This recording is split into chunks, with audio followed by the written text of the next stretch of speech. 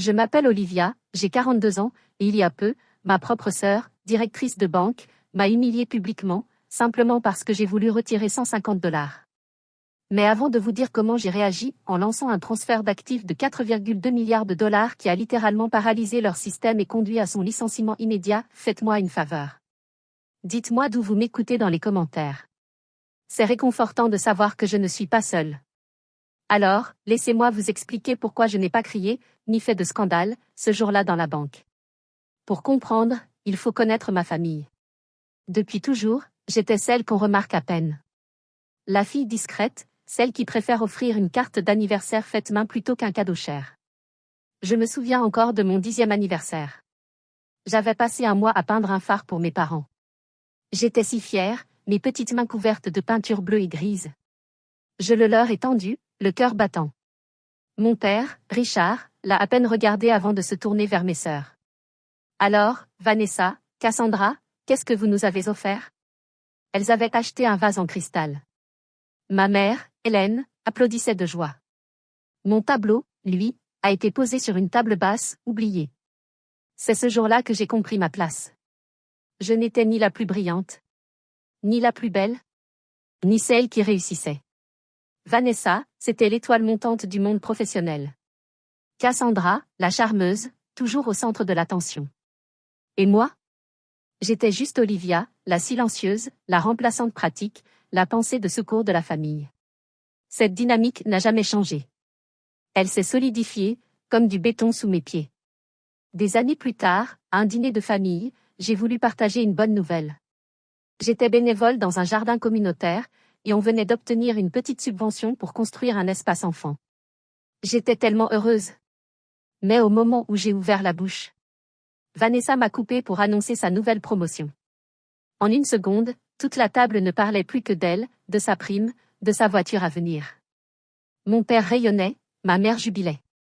Et moi, je suis restée là, muette, ma petite victoire évaporée dans le silence. Je me suis sentie invisible. La seule personne qui m'ait vraiment vue, c'était mon grand-père. Un homme discret, comme moi, mais qui remarquait tout. Avant de mourir, il m'a laissé une boîte en bois usé. À l'intérieur, il y avait une clé ancienne et un mot, écrit de sa main. Pour la plus jeune, car c'est elle qui a le plus grand cœur. Utilise-le quand on oublie qui tu es. Il m'avait aussi nommée directrice d'un petit fonds fiduciaire familial, censé servir de sécurité pour nous tous. Ce n'était pas une fortune, mais c'était son héritage. Récemment, j'avais remarqué des retraits étranges sur les relevés. De petites sommes prélevées par Cassandra. J'ai noté de vérifier plus tard. Un léger malaise m'a traversé, mais je l'ai repoussé. On préfère toujours croire le meilleur de sa famille, non? Même quand tout prouve le contraire. Le seul avantage d'être invisible, c'est qu'on apprend à se construire seul. J'avais mon petit appartement, mes livres, et surtout, Madame Gable. Elle vivait 2 portes plus loin. Une veuve de 80 ans, au rire tonitruant et au regard plissé quand elle souriait. Elle a été pour moi plus une mère que la mienne ne l'a jamais été. Elle m'appelait juste pour partager une recette ou raconter une histoire drôle sur son défunt mari. Ce matin-là, il faisait froid. Madame Gable m'avait appelé, la voix tremblante. Son chauffage venait de tomber en panne, et le réparateur demandait 150 $ en liquide. Elle vivait d'un petit revenu fixe, et elle n'avait plus rien. Je lui ai répondu doucement. Ne vous en faites pas, je vais aller à la banque vous les chercher tout de suite. Je voulais qu'elle entende de la confiance dans ma voix, même si, au fond, je n'en avais aucune. Et c'est comme ça que je me suis retrouvée là, dans le hall froid et impersonnel de la Crescent Bank, à faire la queue comme tout le monde. Derrière le bureau du directeur, il y avait ma sœur, Vanessa. Parfaite comme toujours. Sourire en coin, regard supérieur. Quand mon tour est enfin arrivé, je me suis avancée vers le guichet. Mais avant même que je dise un mot, elle est sortie de son bureau. Ses talons claquaient sur le sol ciré comme une déclaration de guerre. Tiens, regarde donc ce que le chat a ramené. Sa voix était mielleuse, mais pleine de mépris. Alors, Olivia, que pouvons-nous faire pour vous aujourd'hui? J'ai murmuré. J'ai juste besoin de retirer 150 $. Elle a eu un petit rire sec, un rire qui coupait l'air comme une lame. Tout le monde s'est tourné vers nous. C'était son spectacle, et la banque entière en était le public. 150? C'est tout? Elle s'est penchée vers moi, et d'une voix faussement discrète, juste assez forte pour que tout le monde entende. On ne sert pas vraiment les mendiants ici, tu sais. Tu es sûr d'avoir cette somme sur ton compte? Un frisson m'a traversé. Je sentais les regards des clients, un mélange de pitié et de curiosité malsaine. La caissière, elle, ne savait plus où poser les yeux. Pendant une seconde, j'ai revu la petite fille de 10 ans que j'étais, tenant fièrement son tableau oublié. J'ai revu la jeune femme silencieuse, qu'on coupait à table comme si elle n'existait pas. Et quelque chose s'est brisé, ou plutôt, quelque chose s'est calmé. Pas de colère. Pas encore. Juste une lassitude profonde. Je l'ai regardé droit dans les yeux. Je n'ai rien dit. Je me suis simplement retournée et je suis sortie.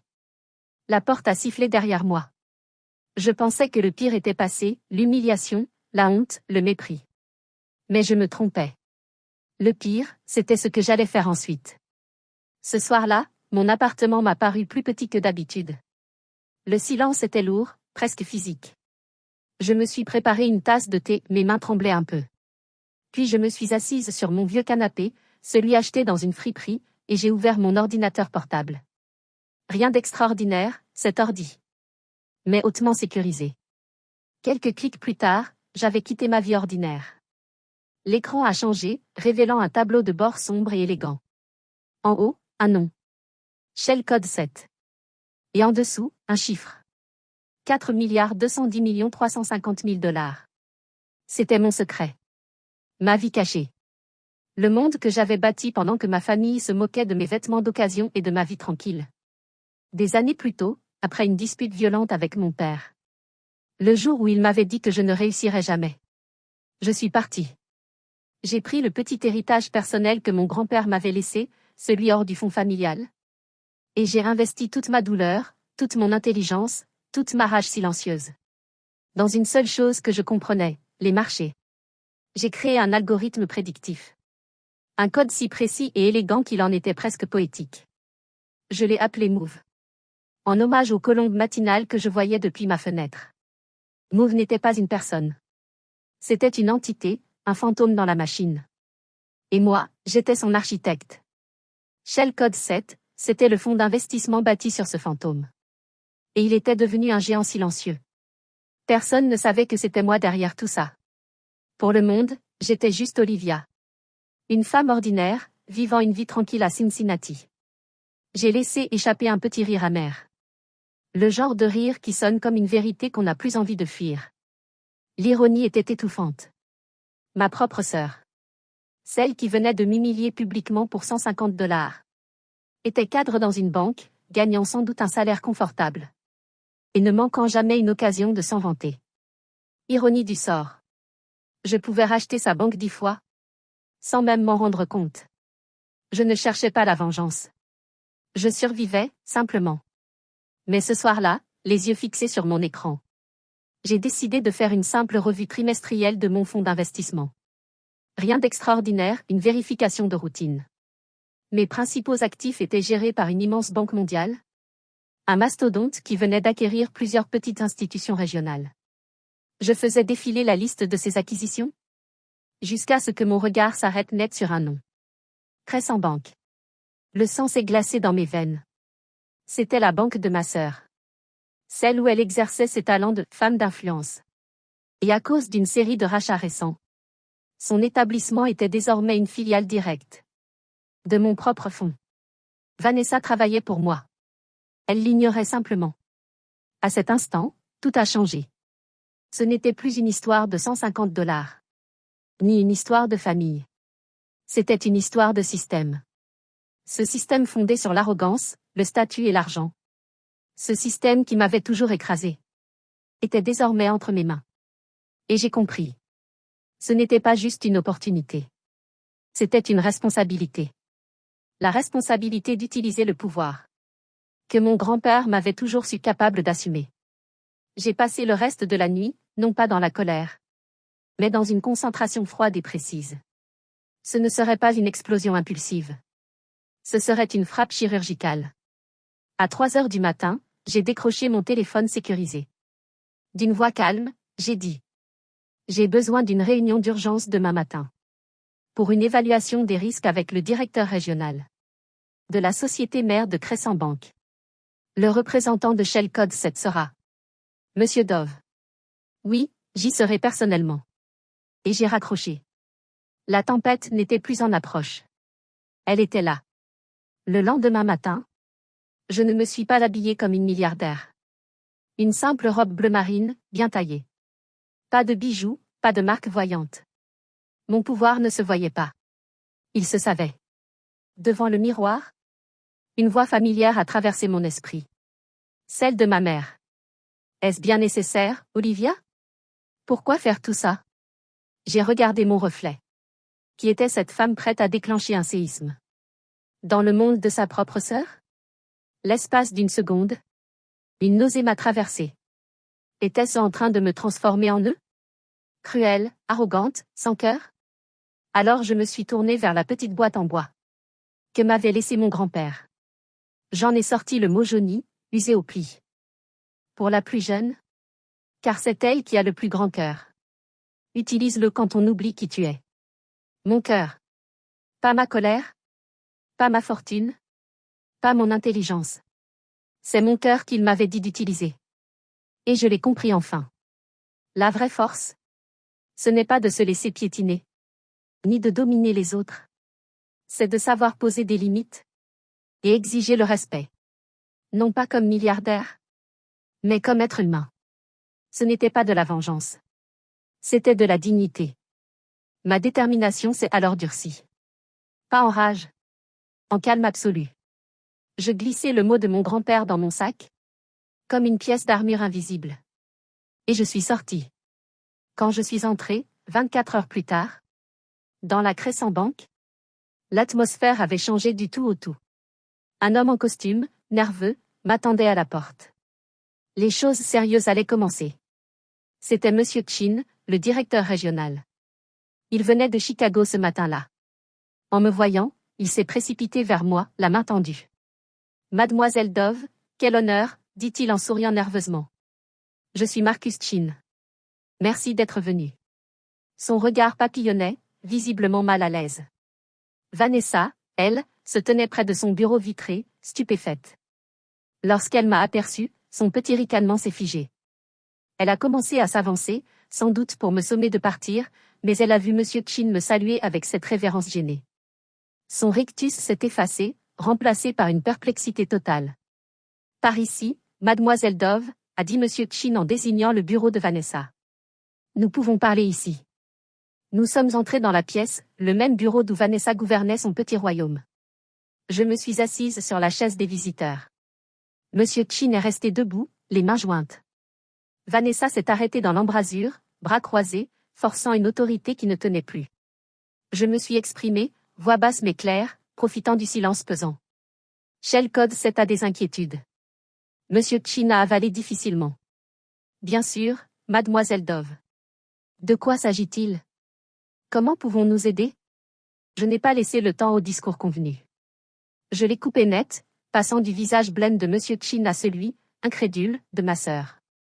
Il ne s'agit pas d'aide, ai-je dit calmement. Il s'agit d'une décision déjà prise. Pour de sérieuses inquiétudes concernant la culture professionnelle et les compétences managériales de cette agence, Shell Code 7 lance un transfert d'actifs hostiles. Monsieur Chin a pâli comme s'il allait vomir.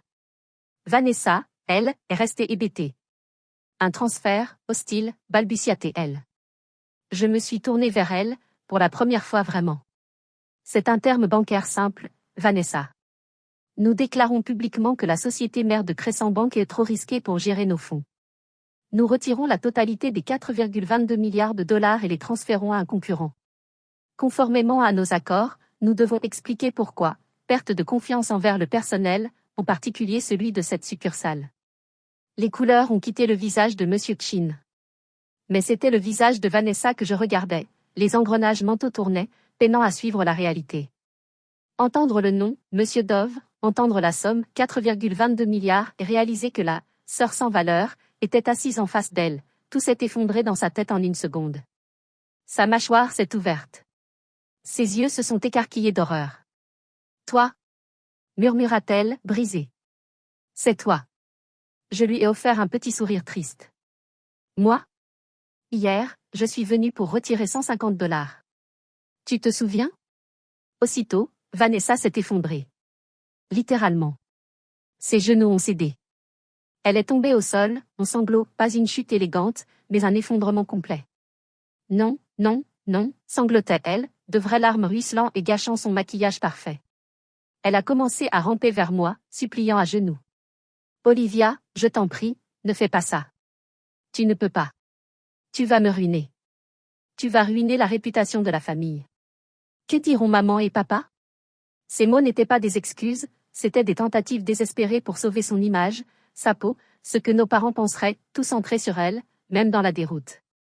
Je n'ai même pas eu besoin de répondre. Monsieur Menton, visage figé par une colère glaciale, a pointé un doigt tremblant vers Vanessa, qui gisait là. Toi, tu as provoqué ce désastre. Hors de ma vue. Tu es viré. Sécurité. 2 agents sont entrés. Ils ont relevé Vanessa, la soutenant, la menant hors du bureau, encore en sanglots. Je me suis levée ensuite, calme, mes gestes mesurés, tandis que la scène se dissipait derrière moi. Je l'ai regardée, ma sœur, le visage rouge, ravagé par les larmes. D'une voix douce, presque un murmure destiné à elle seule, j'ai dit. Ce n'était pas une question d'argent, Vanessa. C'était une question de respect. Quelque chose que tu n'as jamais appris à donner. Puis je me suis tournée vers Monsieur Chin, pétrifié derrière les guichets des transferts d'actifs. Je suis sortie de la banque. La porte a claqué derrière moi. Et avec elle, j'ai laissé les ruines de la vie de ma sœur. Je ne me sentais pas victorieuse. Juste silencieuse. Parce que je le savais, ce n'était que la première secousse. Le vrai tremblement, lui, n'avait pas encore frappé. Alors que je m'éloignais, mon téléphone s'est mis à vibrer. Encore, et encore. Un message de Cassandra. Oh mon Dieu, c'est en direct. J'ai entendu qu'il s'est passé quelque chose avec Vanessa. Ça va? On devrait parler. Un appel manqué de Grégory, son mari. Puis un autre message, cette fois de maman. Olivia, appelle-moi s'il te plaît. Nous sommes très inquiets. Inquiets? Il ne l'était pas quand Vanessa m'écrasait, quand elle me rabaissait jour après jour. Mais maintenant que le rapport de force s'était inversé, il l'était soudainement. Le ton sucré, l'inquiétude jouée, cette douceur fausse, tout cela me donnait presque envie de rire. J'ai laissé le téléphone vibrer. Ignorer leurs appels. Mais ils ne lâchaient pas. Finalement, alors que j'arrivais dans mon allée, le téléphone a encore sonné. Cette fois, j'ai répondu. Je ne sais pas pourquoi. Peut-être qu'une part de moi espérait encore entendre quelque chose de différent. Olivia. Oh, Dieu merci. La voix de ma mère était un torrent de panique. Qu'est-ce que tu as fait? Vanessa est une épave. Sa carrière est finie. Comment as-tu pu être aussi cruelle? Après tout ce qu'on a fait pour toi. Tu dois arranger ça. Pense à la famille, Olivia, pense à la famille. Je me suis tue. Elle continuait, alternant reproches et plaintes. Pas un mot d'excuse. Pas une once de compréhension. Seulement la peur du scandale. Et puis, entre 2 sanglots, elle a dit. Non, je n'arrive pas à croire qu'elle t'ait traité comme ça. Je suis désolée qu'on ait laissé faire. Mais pense juste à la réputation de la famille. C'est là que tout s'est éteint en moi. Le dernier espoir, le dernier fil qui me liait à eux. Ma voix, quand j'ai parlé, était glaciale. Tu as raison. Il faut qu'on parle de la famille. Tous ensemble. Une dernière fois. Elle a semblé soulagée. Oui, bien sûr. On passera. On réglera ça. Dimanche, ai-je dit. Dîner chez moi. Je t'enverrai l'adresse. J'ai raccroché avant qu'elle réponde. Ce ne serait pas 1000 petites coupures. Ce serait une seule, nette. Un dernier règlement de compte. Dimanche soir. Ils sont arrivés, mon père, ma mère, Cassandra et Grégory. Ils ont suivi l'adresse que je leur avais envoyée. Et quand ils sont sortis de la voiture, leurs visages se sont figés. Ce n'était pas mon petit appartement modeste. C'était une maison. Une belle demeure moderne, dans un quartier calme et boisé. Sobre, élégante, et manifestement très chère. Je les ai observés par la fenêtre, étonnée, fascinée. Puis j'ai ouvert la porte avant qu'ils ne sonnent. Bienvenue, ai-je dit simplement. Ils sont entrés, bouche bée devant les hauts plafonds, les œuvres d'art, la lumière. Le dîner n'était pas luxueux, mais servi avec soin, sur une grande table dressée. Ils se sont installés dans un silence pesant. Mon père a fini par parler, la voix rauque. Bon, Olivia, qu'est-ce que c'est que tout ça? D'accord, tu es riche. Très bien. Maintenant, il faut réparer ce que tu as fait à ta sœur. Cassandra a enchaîné, avec son ton mielleux. Il a raison, Liv. On est une famille. Vanessa a fait une erreur, oui, mais elle a tout perdu à cause de ça. Ce n'est pas juste. Il faut se soutenir. Et pendant 10 minutes, ils m'ont fait la leçon. Ils m'ont reproché d'être cruelle, secrète, ingrate.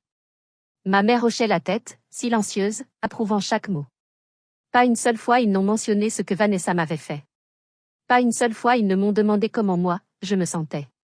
Alors je les ai laissés parler. J'ai attendu qu'ils terminent. Le silence dans la pièce était lourd, presque toxique. On aurait dit que l'air lui-même était devenu du poison. Quand ils eurent fini de parler, je me levai calmement et marchai vers une petite table d'appoint. J'y pris un fin dossier en cuir, puis le posai au centre de la table. Si tout le monde a terminé de m'expliquer comment j'ai ruiné une vie, dis-je d'une voix basse, tranchante. On pourrait peut-être parler de la façon dont Cassandra a ruiné un héritage. Le visage de Cassandra devint livide. De quoi tu parles, balbutia-t-elle. J'ouvris le dossier. Je parle du fonds familial. Celui que grand-père avait créé pour nous tous. Celui dont il m'avait confié la gestion. Je fis glisser un relevé bancaire vers mon père. Regarde ces retraits, celui-ci, celui-là, et celui-là. Puis je posai un autre document. Et voici les fausses factures que Cassandra a présentées. Des factures émises par une société écran qu'elle a elle-même créée. Je me tournai vers elle. Depuis 2 ans, elle nous vole. Toi, moi, et la mémoire du seul homme de cette famille qui croyait encore à l'intégrité. Un silence de plomb tomba sur la pièce. Grégory fixait sa femme, horrifié. Mon père était pâle, les mains tremblantes sur les feuilles. Ma mère ouvrait la bouche, la refermait, incapable d'articuler un mot. Ils voyaient enfin ce que je savais depuis longtemps. Leur fille parfaite n'était pas seulement égoïste. C'était une voleuse.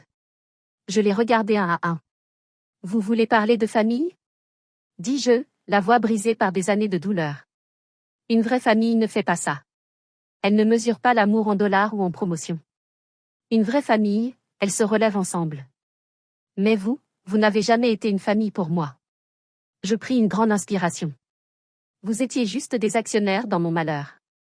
Je marquai une pause, puis ajoutai, plus calmement. Ce n'est plus une famille. C'est une entreprise en faillite. Et je liquide mes parts. Je les ai regardés chacun dans les yeux. C'est un adieu. Les mois ont passé. Le bruit est retombé. Cassandra a été licenciée après un audit interne. Elle fait face à des poursuites. Vanessa, elle, occupe un petit poste administratif à l'autre bout de la ville. J'en entends parler parfois, mais j'ai l'impression que c'est l'histoire de quelqu'un d'autre. Aujourd'hui, je me tiens dans un rayon de soleil. L'air sent la terre fraîche et la lavande. Je ne suis ni dans une salle de réunion, ni dans une maison luxueuse. Je suis dans le nouveau jardin communautaire de la bibliothèque. Un projet que j'ai financé. Il s'appelle le jardin de lecture Gable et grand-père. Madame Gable est là, assise sur un banc, lisant un conte à un groupe d'enfants. Elle croise mon regard et me sourit. Ce sourire vrai, bienveillant. Ma vraie famille. Je me baisse, prends un jeune plan, et le dépose dans la terre. Et à cet instant, je comprends enfin. La plus grande transaction de ma vie n'a jamais été le transfert des 4,2 milliards de dollars. C'était le retrait de mon amour, de ma loyauté et de mon énergie. D'un compte toxique, en faillite depuis des années. Ce compte est maintenant fermé. Mes doigts pressent doucement la terre autour de la plante. Et pour la première fois, je ressens une paix que je n'avais jamais connue. Je ne suis plus la fille invisible. Ni la sœur sans valeur. Je suis simplement Olivia. Et, pour la première fois de ma vie, ça me suffit. Je plante enfin mon propre jardin. Merci à tous d'avoir écouté mon histoire. Ce n'était pas facile à partager, mais je crois qu'elle en valait la peine. Alors, dites-moi. Avez-vous, vous aussi, déjà dû quitter une personne ou une situation pour vous sauver? Partagez-le dans les commentaires. Je les lirai. Et si mon histoire vous a touché, n'hésitez pas à aimer cette vidéo et à vous abonner pour la suite.